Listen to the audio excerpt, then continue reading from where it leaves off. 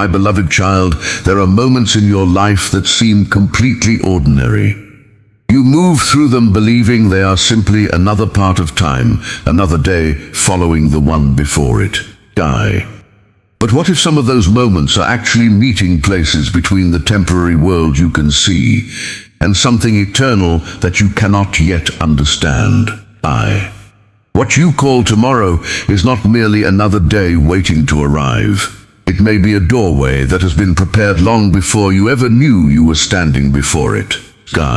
So do not step toward what is coming with fear or hesitation. Instead, awaken to the possibility that you are being invited into something deeper. As Scripture says, this is the day the Lord has made.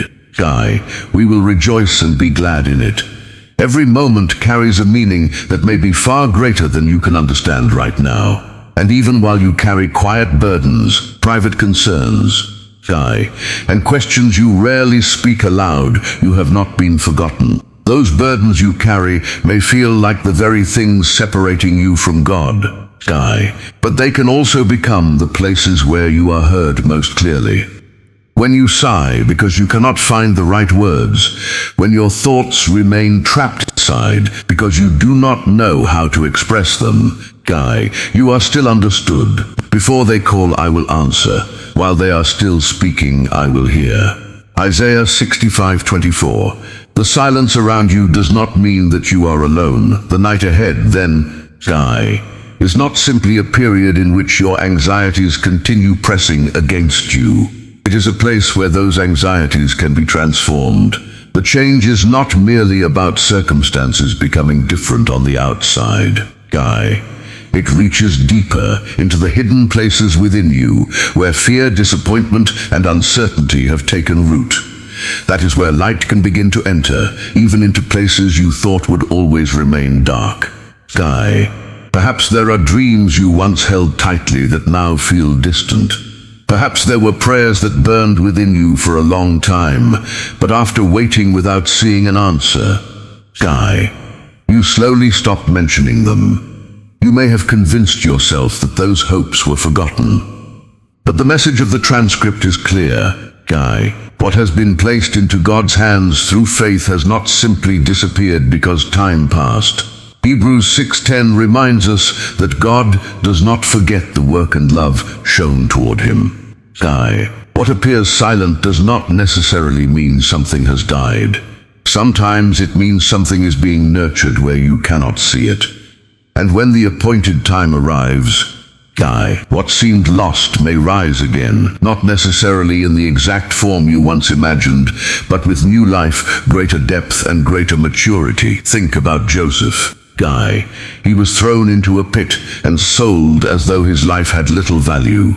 During those years, the dreams he had once carried must have seemed buried beneath circumstances he could not control. Yet the transcript presents those years not simply as wasted time, but as part of a preparation for something Joseph could not have reached on his own. You intended to harm me, but God intended it for good. Genesis 50:20, that is the perspective being offered to you as well.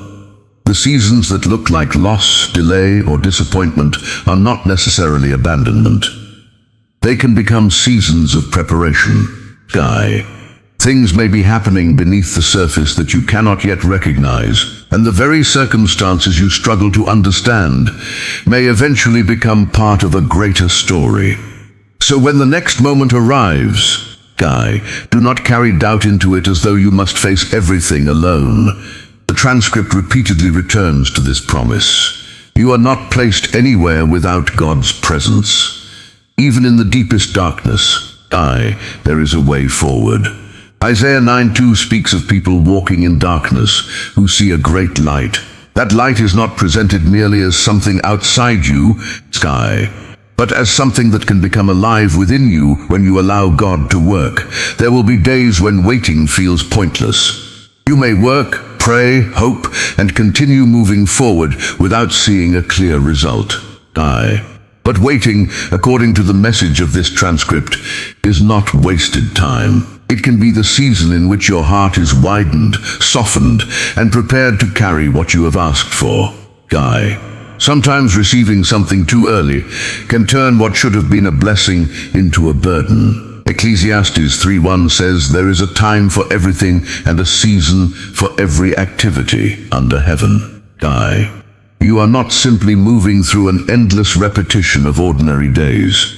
There are moments when faith meets God's voice, and when those two things come together, something within you begins to change. Guy, the goal is therefore deeper than simply improving your circumstances. The message is about renewal from within. Guy, it is about becoming someone who can receive what is ahead without being controlled by the disappointments of the past. Isaiah 43:19 gives the image of something new beginning to spring forth. Guy, the invitation is not to remain trapped inside what has already happened, but to remain open to what may be unfolding now. You do not have to understand the entire path before taking the next step. Guy, you do not need to know exactly how everything will work out. You are asked to trust that you are not walking alone. And as that trust grows, Guy, even things that once appeared to be darkness can become doorways drawing you closer to God. Then comes another important idea. The night being described is not necessarily physical darkness. Guy, it represents a moment when the noise around you becomes quiet enough for you to recognize what is happening within your soul. Be still and know that I am God. Psalm 46, stillness becomes more than inactivity. Guy, it becomes a place of encounter.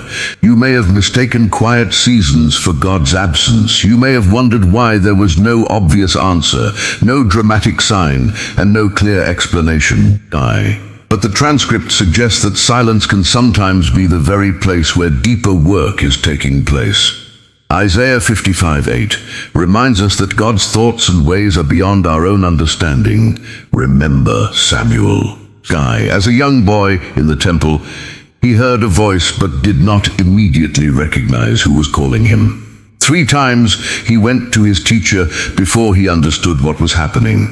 Eventually he learned to respond, Guy, speak, for your servant is listening. 1 Samuel 3:10. The same lesson is applied to you. Sometimes the problem is not that the voice is absent, but that you are expecting it to arrive through something louder. Guy, the transcript points to Elijah as another example. God was not encountered merely through dramatic displays, but through a gentle whisper. Guy, that is why the coming night is presented as a place where you may learn to recognize a quieter voice. You do not have to become perfect first. You do not need to become powerful, capable, or completely confident before you can listen. The example of Abraham continues this thought. Under a sky filled with stars, Abraham was asked to trust a promise he could not fully understand. Genesis 15:5 describes the promise of descendants as numerous as the stars. Abraham did not have the complete plan in front of him. He was asked to believe in the faithfulness of the one who had spoken. Guy, and perhaps you feel your own life is too ordinary for anything significant to happen. Maybe you believe your circumstances are too small, your struggles too common, or your story too quiet to matter. But the transcript challenges that perspective. Matthew 10:29 speaks of sparrows and reminds the listener that even the smallest creatures are not outside God's care. If even they are seen, Guy, then your life is not invisible. The same idea appears in the story of Esther. She did not determine her own position or control the timing of the moment when she would be called to act. Yet Esther 4:14 speaks of being placed where she was for such a time as this. The lesson is that what appears random from your perspective may eventually make sense within a larger story. Guy, so do not step backwards simply because you feel unqualified. What is being asked of you is not perfect confidence in yourself, it is trust. Jeremiah 29:11 speaks of plans for hope and a future. Guy, and the transcript applies that promise to the present moment. When the time comes, do not rush, do not panic, and do not try to control everything. Stand still within your heart. Remain open. Guy, Allow yourself to be led, because perhaps what you have been waiting for was never merely an event, a date, or a change in circumstances. Perhaps the deeper invitation was always toward a closer awareness of God's presence, and that is where the journey truly begins. The quiet season you thought was empty may have been preparing you all along. The dream you thought had disappeared may still be held in a place you cannot see. And the moment you believed was simply another ordinary day may become the moment when you finally recognize that you were never walking alone. If you have been waiting for something to change, there is a temptation to believe that the answer must arrive in a dramatic way. You may expect a clear sign, an immediate breakthrough, or some unmistakable moment that removes every question from your mind. But the message of the transcript moves in a different direction. Transformation often begins quietly, long before you can see its results. That is why the season of waiting matters. It is not simply about getting from one point in your life to another. It is about what happens to you while you are traveling between those points. The person who enters the next season may need to be different from the person who first asked for it, because some blessings require a heart that has been prepared to carry them. Consider again the examples Scripture gives of people who had to wait before understanding what their lives were becoming. Joseph did not see the purpose of his suffering while he was inside it. Abraham did not receive an immediate explanation for the promise he had been given. Esther did not know, at the beginning of her story, why she had been placed in the position she occupied. Their stories only became clearer when they were viewed from a later point. That is often the difficulty with our own lives. We experience every moment from the inside, where the picture is incomplete. We see the disappointment, the delay, the unanswered question, or the door that seems to have closed, but we cannot see what those things may eventually connect to. Because we cannot see the entire picture, we are tempted to assume that nothing meaningful is happening. Yet the transcript encourages you not to measure God's work only by what is immediately visible. Some things grow underground before they ever appear above the surface. A season that feels silent can still be a season of movement, preparation, and change. This is where trust becomes more than a religious word. Trust means continuing to move forward without demanding that every question be answered first. It means allowing God to lead even when the next step is clearer than the final destination. Proverbs 3:5-6 captures this idea by calling people to trust in the Lord rather than relying entirely on their own understanding. That does not mean ignoring reality or pretending that difficulties do not exist. It means refusing to let uncertainty become the only voice directing your decisions. Fear can tell you that because you cannot see what comes next, there must be nothing ahead. Faith allows another possibility. Perhaps you cannot see because you are being asked to take the next step rather than receive the entire map. This distinction becomes especially important when you are carrying disappointment. A person can become so focused on what did not happen that they stop noticing what is happening now. An old prayer can become a source of frustration rather than hope. A closed door can become evidence, in their mind that every future door will also remain closed. But the transcript asks you to reconsider that conclusion. One closed chapter does not automatically define the entire story. Something ending does not necessarily mean that everything has ended. Sometimes what you thought was rejection becomes redirection. And sometimes what appeared to be a loss creates space for something you could not have recognized before. That is why renewal begins with the mind as well as the circumstances. Romans 12:2 speaks about being transformed by the renewing of the mind. Before your surroundings necessarily change, your way of seeing them can begin to change. You can move from asking only, "Why did this happen to me?" toward asking, "What can God teach me through this?" The difference may seem small, but it changes the direction of the story. One question keeps you trapped inside the past.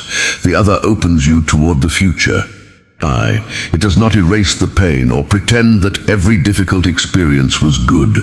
Instead, it creates room for meaning to emerge from experiences you once thought were meaningless. The transcript also emphasizes that you should not compare your timing with someone else's. Another person's breakthrough may appear to come quickly, while you have been waiting for what feels like an unreasonable amount of time. But different lives carry different seasons, different responsibilities, and different forms of preparation. Comparison can make you believe that you are behind when you may simply be moving through a different chapter. You can look at someone else's visible result without knowing the years of preparation that came before it. Their story cannot be used as a precise calendar for yours. This is another reason stillness becomes important. When everything around you encourages speed, stillness can feel uncomfortable. You may feel that if you stop moving, you will fall behind. But the transcript presents stillness as a way of listening rather than a form of weakness. Think again of Samuel hearing the voice in the temple. He did not immediately recognize what was happening. He had to learn how to listen. The lesson is not simply about hearing a supernatural voice. It is about developing the attention to recognize what you might otherwise overlook.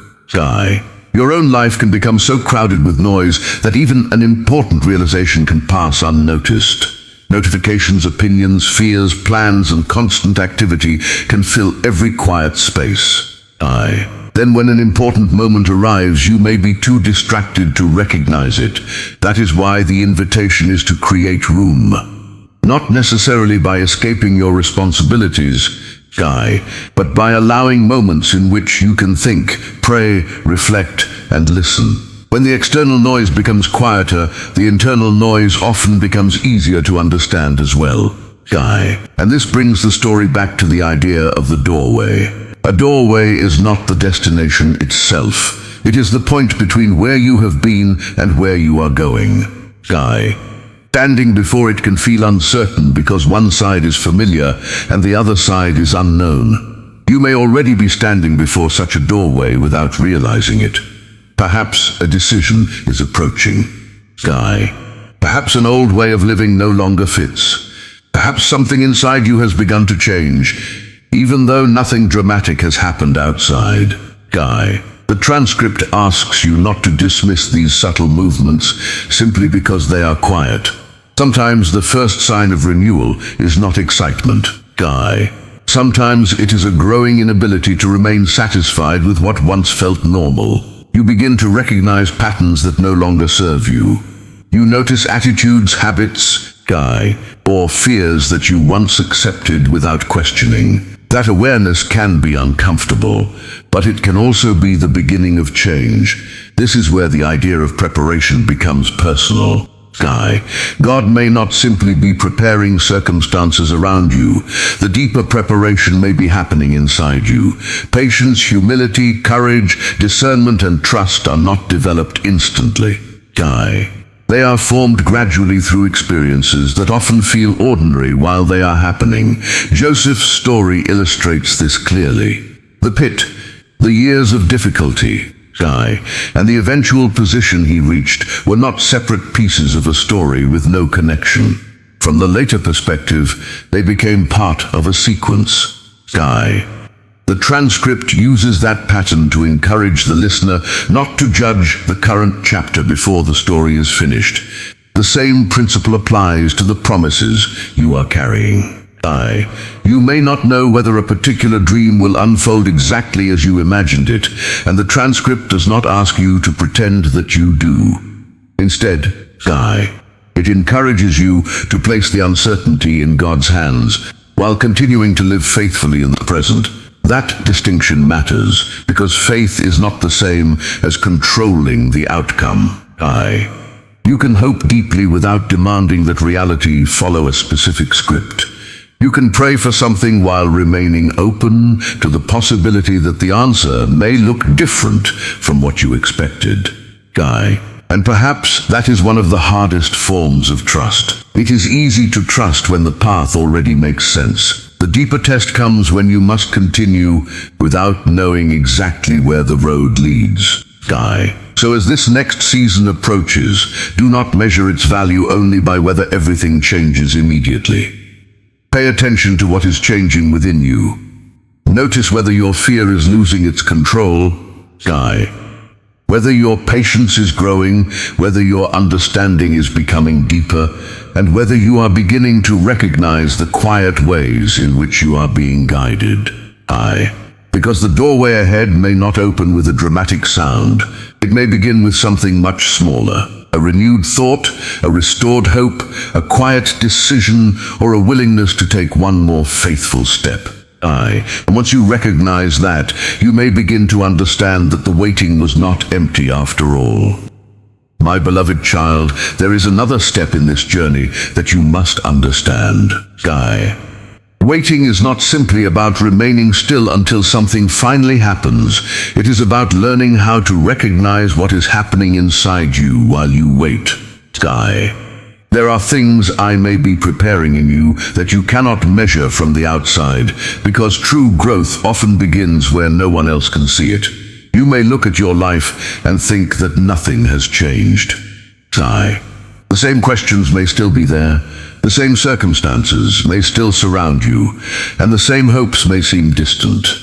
But beneath the surface, your roots can be growing deeper. And the faith you are building may be becoming less dependent on what you see and more dependent on who I am. Ecclesiastes 3.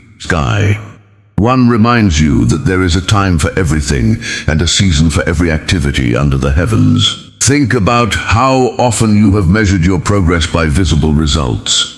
If a prayer seems unanswered, you assume nothing is happening. If a dream has not appeared, you assume it has been forgotten. If a door remains closed, you may conclude that you were never meant to walk through it. But I ask you to look deeper, because silence does not automatically mean absence. Every day you continued walking, despite the heaviness in your heart mattered. Every tear you shed privately, every moment you refused to give up even without an answer, became part of the foundation being built within you. Psalm 126:5 says that those who sow in tears will reap with songs of joy. And the transcript presents those tears not as wasted suffering, but as something that can be transformed into a harvest of life. You may not recognize your own growth because genuine growth is often quiet. There are changes that do not announce themselves. Changes that become visible only after enough time has passed for you to look back and realize that you are no longer the same person who once stood in that difficult place. And I see what you cannot always see. I see every step you take when hope feels fragile. I see every time you choose to continue. Hebrews 6:10 reminds you that God is not unjust and will not forget your work. And the transcript applies that promise directly to the hidden faithfulness of the person who continues even when there is no immediate evidence of an answer. So do not allow the passing of time to convince you that I have forgotten you. No prayer you have placed before me is lost, and no dream you have entrusted to me has simply disappeared. The transcript describes these things as being preserved, nurtured, and prepared for a moment when you will not only receive something, but understand more clearly why the waiting was necessary. There may even be doors you once closed because you became tired of hoping. Perhaps there was a dream you stopped mentioning because speaking about it again felt too painful. Maybe you decided it was easier to forget than to hope and be disappointed one more time. But the transcript asks you not to assume that what you stopped talking about has disappeared from God's sight. Think of a seed beneath dry soil. From the surface, nothing seems to be happening. You see no flower, no visible growth, and no evidence of what is taking place underneath. But the absence of visible life does not necessarily mean that life is absent. The transcript uses this image to explain why some dreams may not be allowed to bloom too soon. Sky. There are things that may become burdens if they arrive before you are ready to carry them. Sky.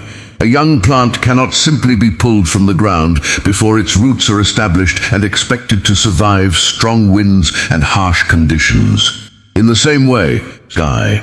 The transcript suggests that some answers may require preparation first, because receiving something before the heart is ready can change a blessing into a weight. Sky. This is why the waiting season should not automatically be interpreted as rejection. The transcript repeatedly returns to the idea that delay and rejection are not necessarily the same thing. What you call delay may be a period in which your heart, your circumstances, and the right moment are being brought together. Remember Sarah, when she heard the promise of a child, Sky. She laughed because what she heard seemed impossible from a human perspective. Her laughter was not the laughter of celebration, but disbelief. Yet Genesis 18:14 asks, "Is anything too hard for the Lord?" And the story continues with life appearing where Sarah believed the possibility had already disappeared. Perhaps you have also named certain things dead. Maybe you have decided that a dream is over. A relationship can never be restored, a purpose has passed, or an opportunity will never return. The transcript does not promise that every specific desire will happen exactly as imagined, but it uses these biblical stories to encourage you not to assume that silence is the final word. There is also the story of Lazarus. The transcript describes the moment when Jesus stood before the tomb and called, "Lazarus, come out." The point is not simply the event itself, but the idea that what appears completely beyond human possibility is not necessarily beyond God's power. Sky. That message reaches into the hidden places of your own heart. You may carry areas filled with weariness, doubt, inadequacy, or disappointment. Sky. And you may believe you need to clean yourself up before you can come near God. But the transcript presents the opposite invitation. Those very places you want to hide can become the places where restoration begins. Your weariness does not push God away. Your doubts do not automatically cause him to turn aside. Your sense of inadequacy does not mean you are rejected. Instead, the transcript describes these places as openings through which unconditional love can enter and begin transforming what you thought could never change. This is where the story moves from circumstances to identity. Perhaps you have spent so much time asking when something will change around you that you have not noticed how deeply your circumstances have shaped the way you see yourself. You may have begun calling yourself a failure because something failed, or inadequate because you could not reach a particular standard. But the transcript challenges that definition. Romans 8:28 is used to express the idea that God works through all things for the good of those who love him, not because every individual circumstance is good, but because what happens can be transformed into something meaningful within his hands. Look at Job. His story contains losses so deep that the transcript describes them as difficult for any human being to endure. Yet the focus is not only on what Job lost, but on what happened within him through that experience. The Lord restored Job's fortunes and gave him twice as much as he had before, according to Job 42:10. But the transcript emphasizes that something deeper had happened. Job encountered God more deeply than before. That is the kind of restoration being described here. It is not simply putting old circumstances back exactly as they were. It is transformation at the deepest level.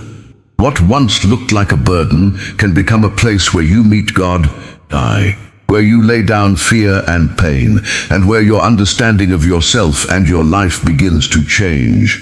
Romans 12:1 describes offering yourself as a living sacrifice. And the transcript connects this with bringing your real self, rather than trying to present an artificial version of perfection. You do not have to pretend that you have never been hurt. Guy, you do not have to hide every weakness. You are being invited to bring those things honestly into God's presence. Guy, there are things you may have carried for so long that you have started to believe they are your destiny. You may think you will always be afraid, always disappointed, always behind. Guy, or always defined by something that happened in the past.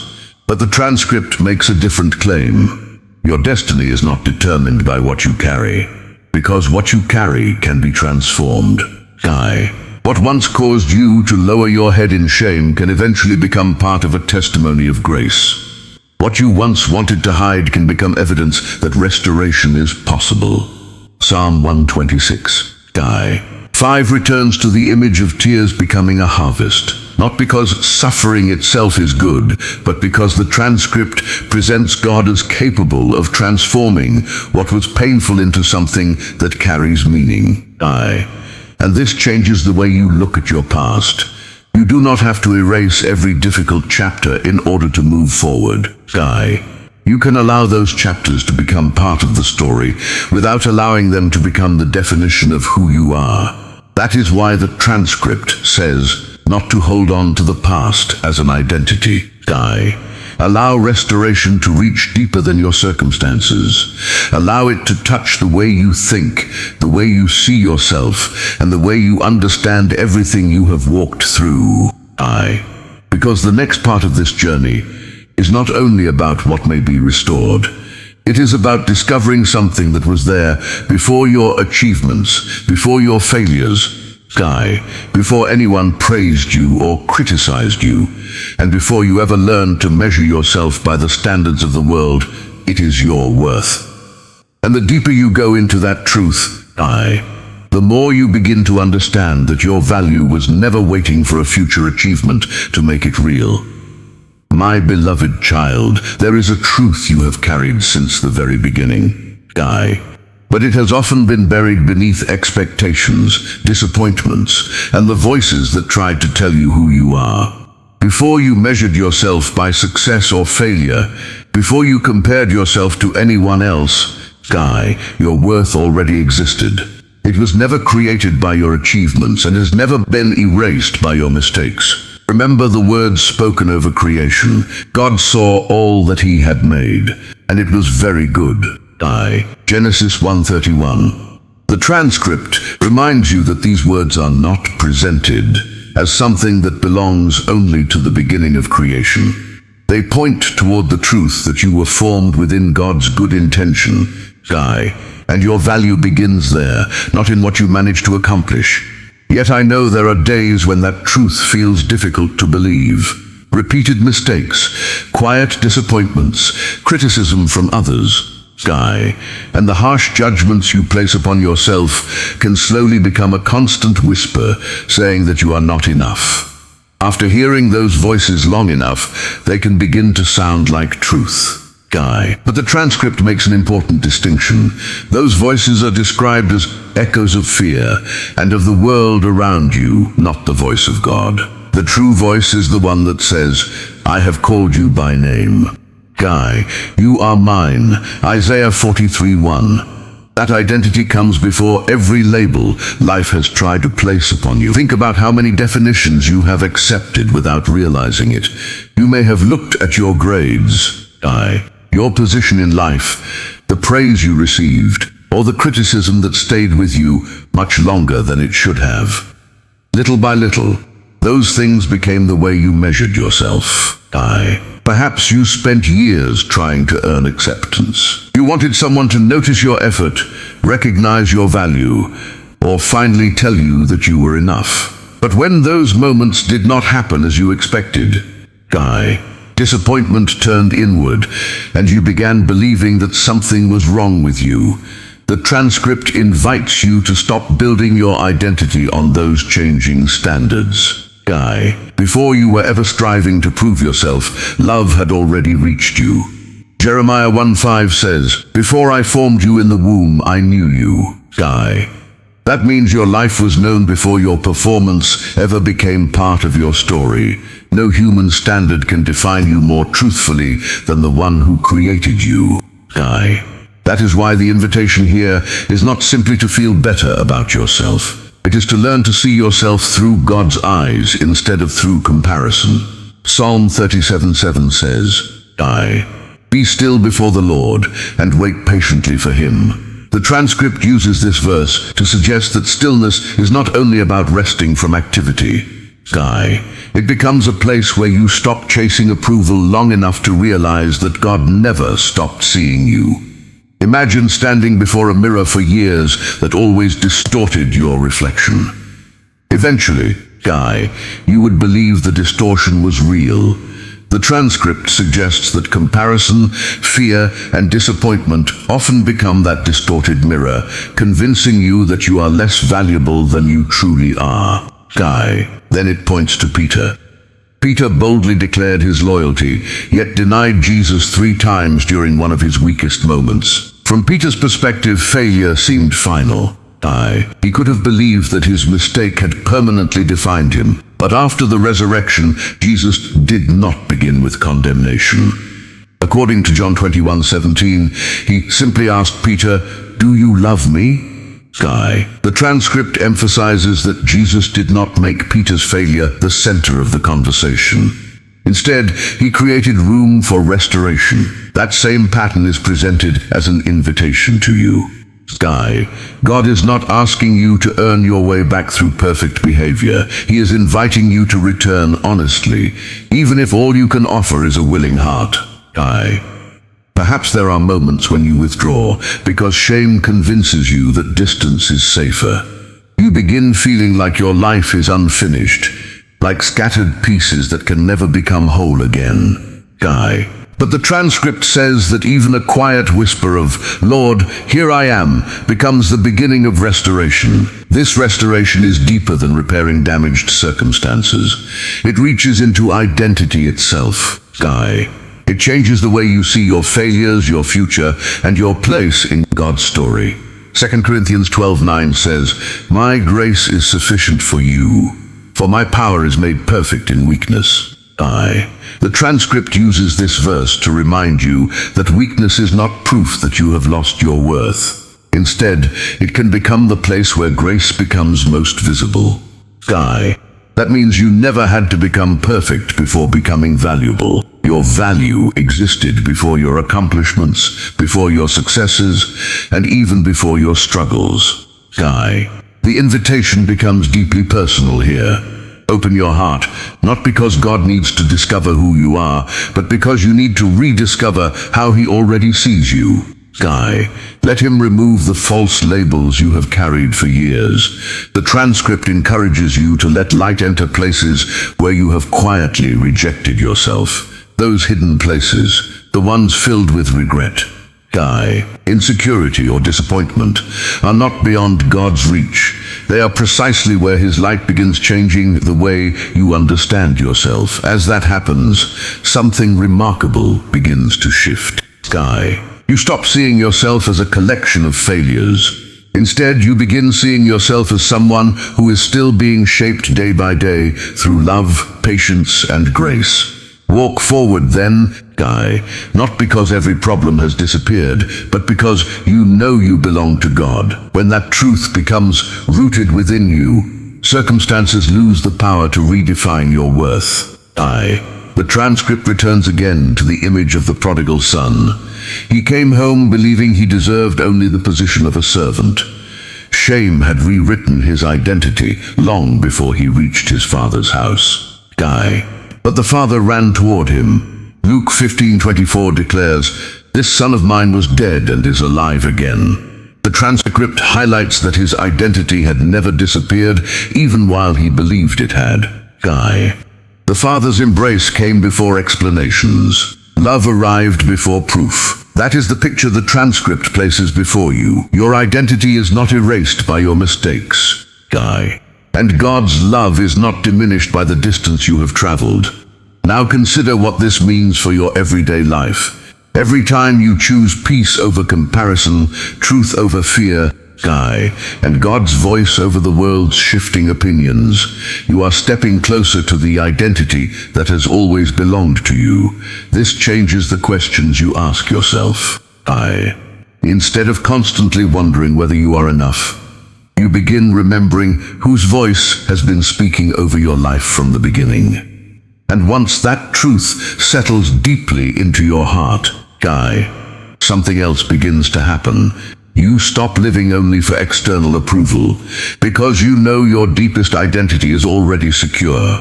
That is where the transcript prepares you for its next movement. Once you truly understand your worth, you become ready for another lesson. Not merely receiving light for yourself, but learning how that light can quietly flow into the lives of others. My beloved child, the journey does not end when you discover your worth. It begins to take on a new meaning. The strength you now carry is not something you created by yourself, and the peace growing within you is not proof that you have finally become strong enough to handle everything alone. The transcript reminds you that when you are weak, God is your strength, and when you are lost, He is your way. Even in moments when you feel empty, that emptiness is not necessarily a sign of loss. It can become a space being prepared for grace to fill. There will still be days when you feel as though nothing is happening. You may look around and see no obvious change, but the transcript says those can be the very days when deeper work is taking place within you.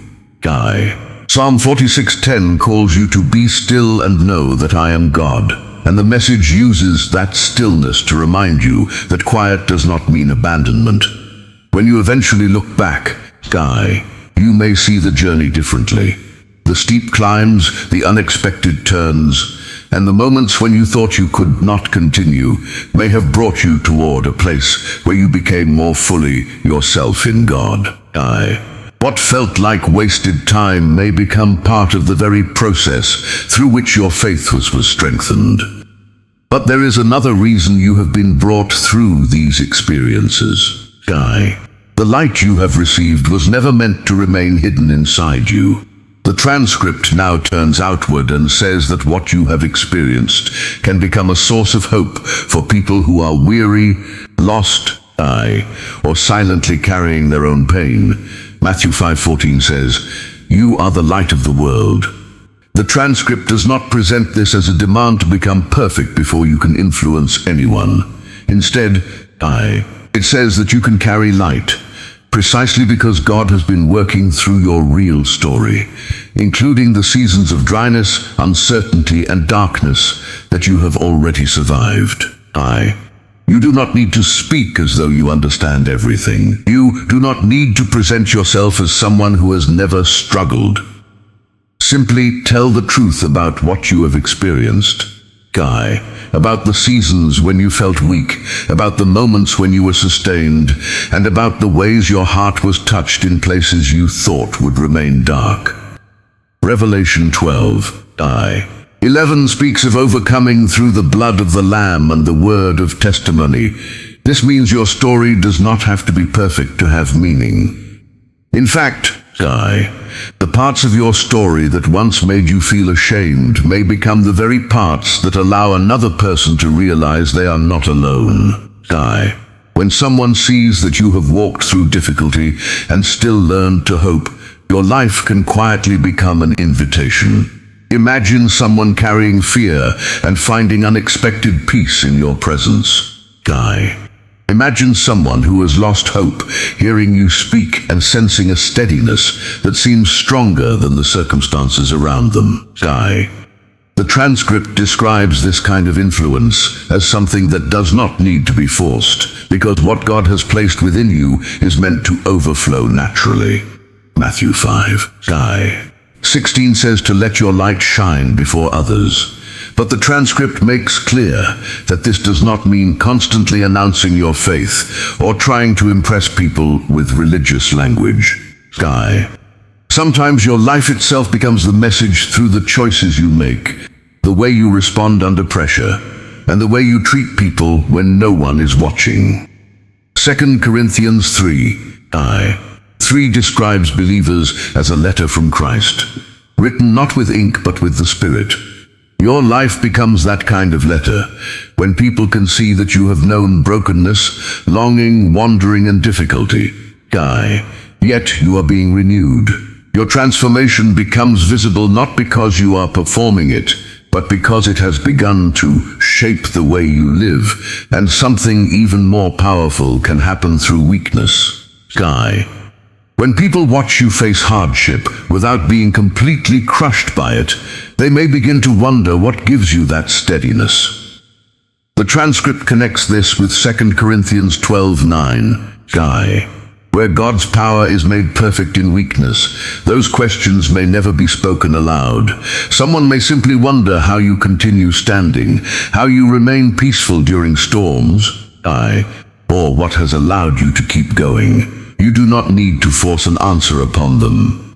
If your life is genuinely reflecting what God has done within you, your truth can speak without pressure. John 8:32 says, You will know the truth, and the truth will set you free. The transcript connects freedom with authenticity. You are not being called to become someone who wins arguments through complicated reasoning. You are being called to live honestly in the light you have received. Think about the Samaritan woman. After encountering Jesus, she did not return to her town with a perfect theological explanation. She simply invited others to come and see the man who had told her everything she had done. John 4:29. The transcript uses her story to show how honesty can become more powerful than a polished presentation. Your influence may work in exactly that way. It may not come from a large audience or a dramatic platform. It may begin with one conversation, one act of forgiveness, one word spoken at the right moment, or one decision to respond with kindness instead of anger. The transcript gives the example of an unnamed woman who brought something precious and poured it out at the feet of Jesus. Her act was not performed for recognition, yet it became a story remembered across generations. The message is that true influence does not necessarily come from position, it can come from devotion. The seeds you plant today may not produce visible results immediately. A word of encouragement may strengthen someone who never tells you how much it mattered. An act of forgiveness may break through a wall that has stood for years. A small act of kindness towards someone who hurt you may become evidence to another person that grace is real. Romans 12:21 says, Do not be overcome by evil, but overcome evil with good. The transcript emphasizes that these actions may appear small in human eyes, but they are not necessarily small in God's sight. You are not responsible for controlling the outcome. You are responsible for being faithful to your part. 1 Corinthians 3:7 says that neither the one who plants nor the one who waters is anything, but God gives the growth. That means you do not need to force people to change. Live in truth, live in love, live in the light, then leave the growth in God's hands. This is why the transcript compares you to salt and light. Salt does not need to announce itself to affect what surrounds it, and light does not need to argue with darkness in order to make darkness visible. Your presence can carry something different when your life has been shaped by patience, humility, kindness, and peace. Never underestimate a sincere smile, a gentle response, or a word spoken at exactly the right moment. You may think these things are too small to matter, but the transcript says that such moments can become pathways through which people find their way home. You may never see the full result, and that is precisely why you are asked not to measure your faithfulness only by visible outcomes. Your quiet obedience matters too. The prayers you make for people who never know about them matter. The words you choose not to speak because you want to preserve peace matter. The moments when you choose not to retaliate even though you were hurt matter. The transcript connects these unseen choices with the deeper kind of influence that transforms hearts. And this brings the message toward its final transformation. You are not simply being prepared to receive something for yourself. You are being shaped into someone whose life can carry what has been learned into the lives of others. The transcript says that the person emerging from this journey is not the same person who entered it. Fear, doubt, and weakness no longer have to hold the same authority they once had. The light within you, described through Matthew 5:14 and John 1:5, is not something you manufactured. It is something being revealed through the transformation taking place within you. Isaiah 61 says, "Arise, shine, for your light has come." The invitation is to rise not merely as someone who survived difficult circumstances, but as someone whose life has become a witness to what grace can do. You do not need to be flawless. The transcript says you need to be real, because truth carried honestly can speak more powerfully than a carefully constructed image. So walk forward with renewed courage. Do not shrink yourself because your voice once felt small. Do not assume that because you were once lost, you can never guide someone else. The very journey that once made you question yourself may become the reason another person finds hope. And as that light begins to move beyond you, remember where it came from. Your purpose is not to become impressive in the eyes of the world. It is to remain connected to the source of the life, peace, and grace that have been forming within you. The transcript ends by returning to the uniqueness of your voice. From the beginning, you were never meant to become merely a faint echo among the crowd. There is something distinct in the way you speak, think, pray, and live. In Psalm 145:18 reminds you that the Lord is near to those who call on him in truth. Your voice does not have to compete with everyone else's. In the quiet moments when you turn your heart toward God, you rediscover something genuine that comparison had covered. 1 Samuel 16:7 says that people look at outward appearance, while the Lord looks at the heart. That is where the journey comes full circle. You began by wondering whether the waiting meant you had been forgotten. You moved through questions of preparation, restoration, worth, obedience, and purpose. And now you arrive at the realization that the journey was never only about what you were waiting to receive. It was also about who you were becoming while you waited. So when you face another quiet season, do not immediately assume that nothing is happening. When you feel weak, remember that weakness does not cancel your worth. When you cannot see the whole path, remember that you may only need enough light for the next step. And when you finally recognize the light within you, do not hide it because you think you are not perfect enough to share it.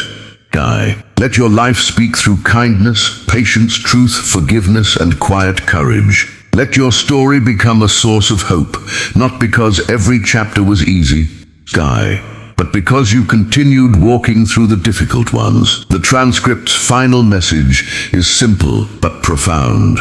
You were never meant to remain trapped inside the person you were during your darkest season. What once defined you does not have to define you forever. The light has been growing, the roots have been deepening, and the journey has been shaping you in ways you could not always see. Now keep walking. Keep listening. Keep trusting. And wherever your path takes you, carry that light with you. Not as something you need to prove, but as something that has already been formed within you. Because the story was never only about reaching the destination. It was about becoming someone who could carry the light once you arrived.